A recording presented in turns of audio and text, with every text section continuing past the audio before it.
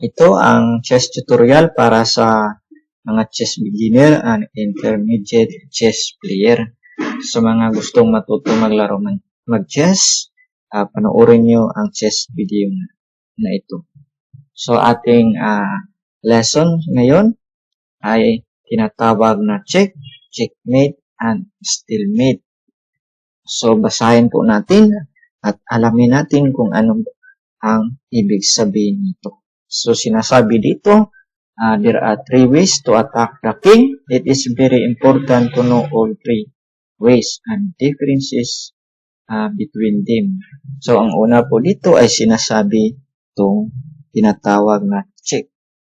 So kapag check yung king, ibig sabihin nun ay yung king ay under attack. So sinasabi dito, when the king is under attack by one of the opponent's pieces, the king is in check. So kapag mayroong piyesa na naka-attack sa king, ang tawag doon ay check. So kapag ang king ay check, ang susunod mong gagawin, dapat i-move mo yung king sa square na hindi na siya check.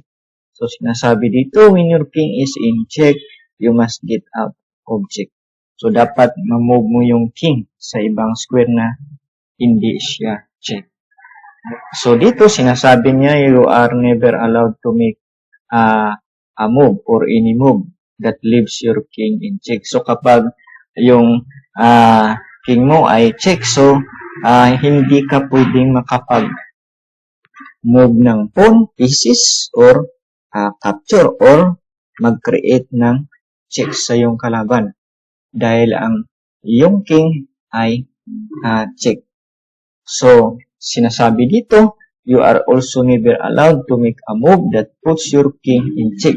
So, ibig sabihin, yung king ay hindi mo pwedeng ilipat sa ibang square na ang king ay under check pa rin dahil yan ay against the rules. So, this is also means that the king can never be captured because it can never be left under attack. So, once kapag na-move mo yung king sa square, na-check pa rin, so hindi yan pwede kakainin ang iyong king. So, ang gagawin dyan ay ililipat mo sa ibang square. Next, sinasabi niya dito ay when you put the other player's king in check, you say check. So, do you have to say check?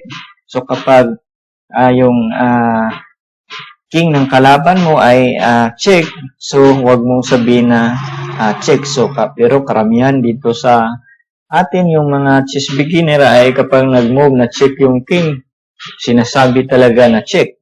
So, sabihin mo lang na ang kanyang king ay check kapag hindi niya nakita. So, no, you do not have to say check, but it is polite to say check. It is like when somebody sneezes, you do not have to say bless you, but it's polite to say bless you, whether you say bless you or not, the person still sneeze.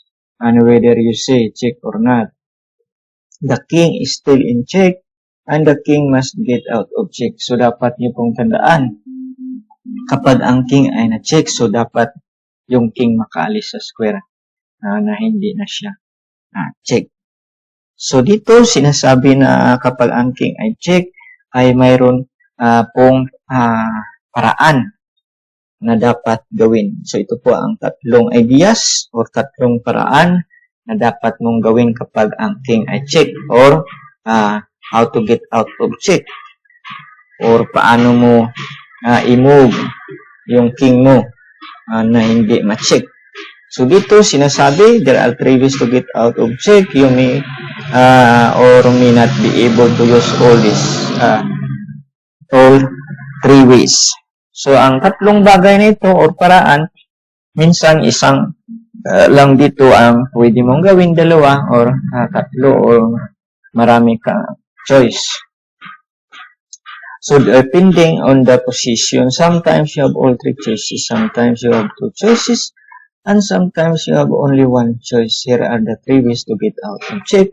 Ito ang paraan para makaalis ay yung king sa check position move. Ito yung tinatawag kapag ang king ay check. So, pwede mong i-move ang iyong king or ilipat sa square na hindi na check. So, move the king to a square where it is not in check. So, kapag ang inyong king ay check, so pwede nyong i-block ang check para ang iyong king ay hindi na check. Put a piece between the king and the piece giving check. So, ang ikatlo ay capture the piece giving check.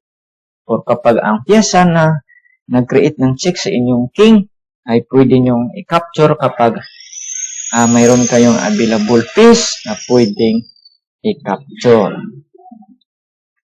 Next, sinasabi nito, what happens if you do not get out of check? Ano ba ang mangyari kapag ang inyong king ay walang pupuntahan na square? So, dito, sinasabi niya, can the opponent capture your king? So, ang sabi dito, no, kapag ang inyong king ay walang pupuntahan na square, so ang inyong opponent ay hindi pwede kainin yung kanyang king. Or kapag ang king ng inyong opponent ay walang pupuntahan na square, ay hindi pwedeng kainin. So, sabi niya dito, you can never capture the king if you make a move that leaves your king in check. So, for example, check ang inyong king, tapos nag-move ka ng pyesa or pawn or nag-capture. So, hindi pwede kainin. So, ang ibig doon sabihin, sabi niya dito, that puts your king in check, you must take back your move and make a different move. Ang dapat gawin doon kapag hindi mo nakita na ang iyong king ay check, so ibalik yung na-move mong pyesa or the same sa opponent kapag hindi niya nakita na check at nakita mo nag-move siya ng pyesa, sabihin mo na check ang kanyang king. So, ibabalik yung piece or pawn na kanyang i-move at hahanap siya ng paraan kung saan niya i-move ang kanyang king. So, sinasabi niya ito, the opponent should tell you that you have made an illegal move. So, yan ang ibig sabihin. Kapag di mo nakita ng iyong king ay check and you make a different move, so ang tawag doon ay illegal move. And you must take it back and make another move. Yan ang instruction dito. So, ibalik mo yung ginawa mo na move. Pagkatapos, i-move mo yung king. So, you can also never move a king next to a king. So, mayroong ganyan na nangyayari. Hindi pwede magtapatan yung king because that would both of the kings in check. They are like the ends of the magnets that can never be brought together. So, what if neither of you see that your king is in check or that the opponent's king is in check? Then, as soon as one of you sees that their king is in check, they must take back their last move and make a different move. You must get out of check. So, karamihan sa mga chess beginner, ito yung mangyayari. Nakalimutan nila na yung nilang king ay check. So, ang kailangan doon gawin ay the same. Ibalik yung piece na move or pawn at tapos maghanap ng ibang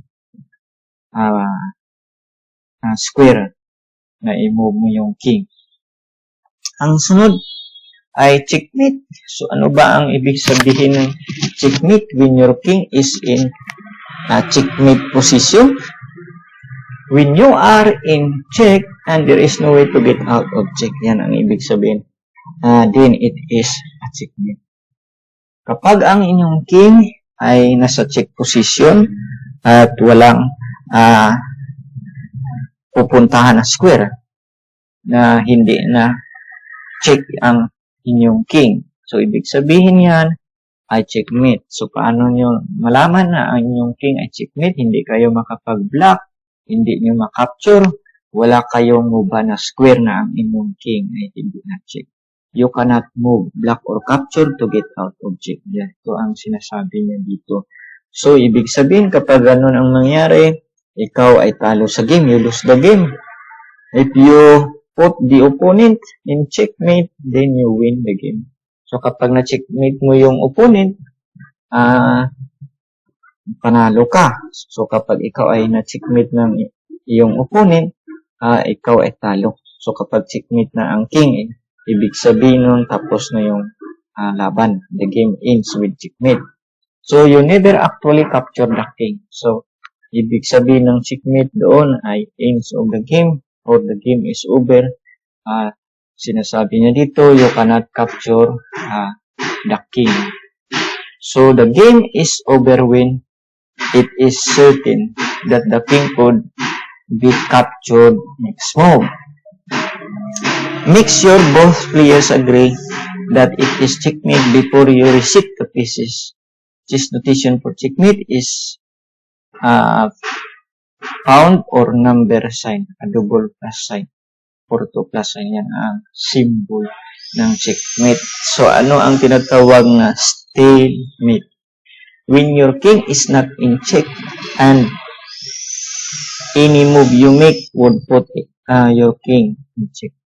So, meaning yung king position ay walang piyesa na umaatake or yung king ay hindi under attack.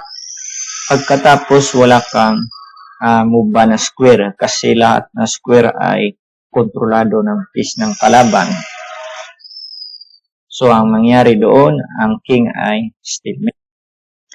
Kapag ang king ay stalemate, as sinasabi niya dito, it is your turn to move, so you must move, but you cannot move because you cannot put your king in check. So, kapag stalemate ang yung king, wala kang ibang pwedeng i-move. Dahil kapag nag-move ka, ang iyong king ay nasa check position. So, ibig sabihin nun, the game ends right there. Neither player wins because neither player got checkmate. A stalemate is not a win or a loss. It's a draw. So, ibig sabihin nun, ang stalemate, walang may nanalo. Walang may natalo. Ibig sabihin nun ay tabla or the game is a draw. Make sure both players agree that it is stalemate before you receive the pieces. So, kailangan kayong dalawa na player ay mag-agree kayo sa posisyon na ang posisyon ay isang draw bago nyo i-arrange yung pieces at saka ibigay sa arbiter yung result ng game kapag nasa tournament kayo. So, balit kapag sparring session ay kayo ay nakipag-play sa online games. So, automatic dyan makikita nyo na may pangalan na stalemate. So, ang next nating topic or lesson, tingnan natin kung ano yung tinatawag na checkmate. So, dito makikita po natin sa screen ang tinatawag na chess position. So, ang posisyon na ito ay 2 moves checkmate o tinatawag ito na mating pattern chess exercises. So, para sa mga intermediate chess player, so ito po ang chess lesson na para sa inyo at pag-aralan nyo para malaman nyo kung paano mag-create ng checkmate sa posisyon ng inyong kalaban o paano i-checkmate yung king. So, ang ating pong gagawin, huwag nyo pong kalimutan ang value ng mga pieces o relative value of the pieces. Yung value ng queen ay 9 points, ang rook ay 5 points, ang bishop at saka knight ay 3 points. So, dito sa posisyon, so, kahit queen or any pieces, so pwede mong i-sacrifice basta mayroong checkmate. So, para matuto kayo paano mag-checkmate sa king, ang una nyong tingnan, hanapin nyo kung saan kayo pwede makapag-create ng check is to put your opponent into check position. So, after check, ang next move niyan ay checkmate. So, yan po ang key move dyan. Hanapin nyo kung saan kayo pwede makapag-check.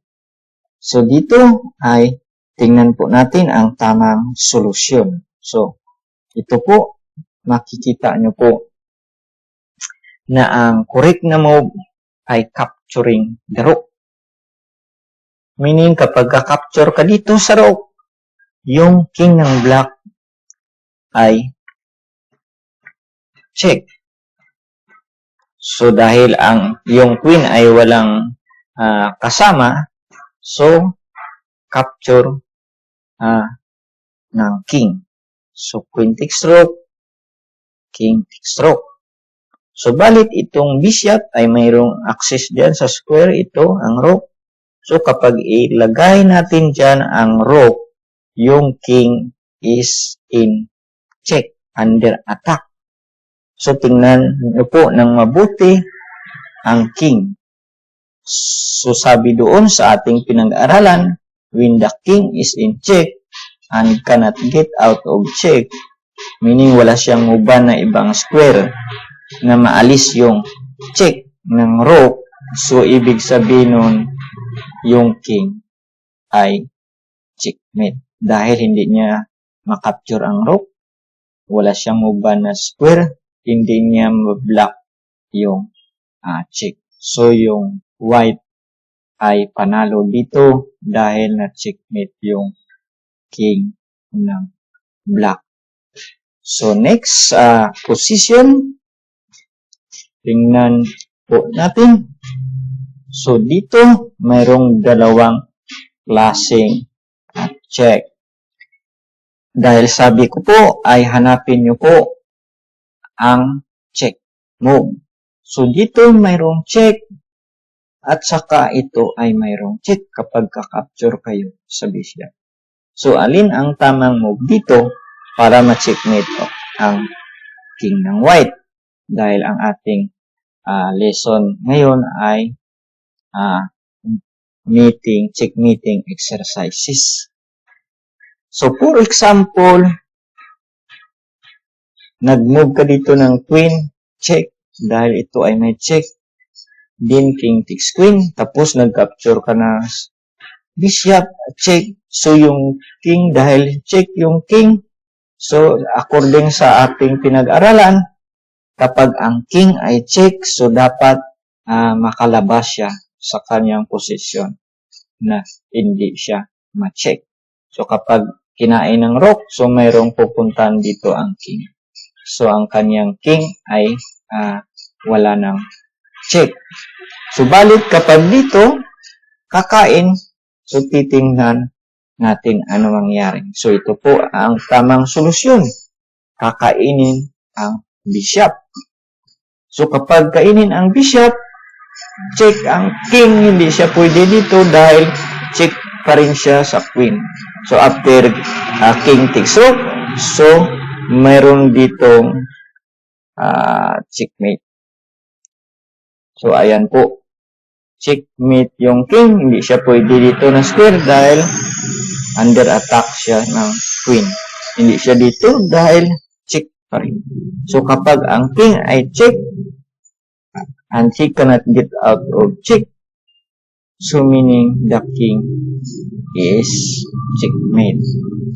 Okay, next position.